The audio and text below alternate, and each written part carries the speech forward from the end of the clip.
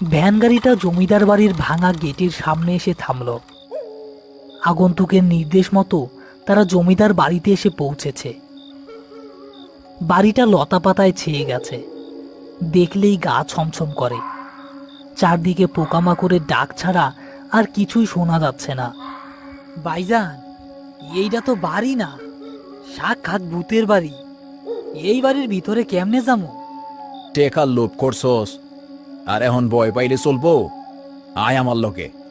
তারা দুজন টর্চের আলোয় বাড়ির ভেতরে প্রবেশ করলো। ঘরের ভেতর সবকিছু ভাঙাচোরা, মাকড়সার জালে ভরা। ভেতরের সবচেয়ে বড় ঘরটায় তারা প্রবেশ করলো। ঘরের মাঝখানে একটা লাশ সাদা কাপড়ে ঢাকা। শাহাবুদ্দিন একটু এগিয়ে সাবধানে লাশটার কাছে গেল এবং কাপড়ের একাংশ সরাতেই টর্চের আলো যা দেখা গেল তাতে তার মতো অভিজ্ঞ লোকেরও বুকের রক্ত হিম হয়ে গেল। ইয়া আল্লাহ, এটা কি? লাশটি একটি তরুণীর, কিন্তু তার মুখটা বিভৎস।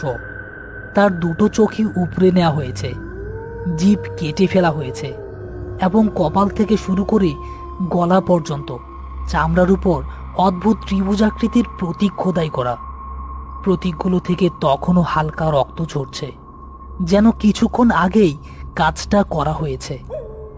ভাইজান, ভাইজান, এটা তো খুন! কেউ তারে বলি দিছে। চলেন ভাইজান, চলেন, আমরা এখান থেকে পালাই। আমরা এই লাশ শুমু না। এখন আর পালানোর পথ নাই। টেকা নিয়ে আনিছি, কাজ শেষ করতেই হইব। চুপচাপ লাশটা ধর। মতি ভয়ে কাঁপতে কাঁপতে লাশটা ধরতে গেল। লাশটা তোলার সময় সে খেয়াল করলো মেয়েটির গলায় একটি দামি পাথরের লকেট এবং হাতে সোনার বালা। তার মনে লোভ জেগে উঠল। তারা লাশটি ধরাধরি করে ভ্যানের দিকে নিয়ে যেতে থাকলো। ঠিক তখনই বাড়ির দোতলা থেকে একটা ভাঙা কাচের ঝনঝন শব্দ হলো। শাহাবুদ্দিন টর্চ ফেলতেই দেখল একটা ছায়ামূর্তি মুহূর্তের মধ্যেই অন্ধকারে মিলিয়ে গেল। ভাইজান, ওইখানে কেউ আছে। মতি, দৌড়া!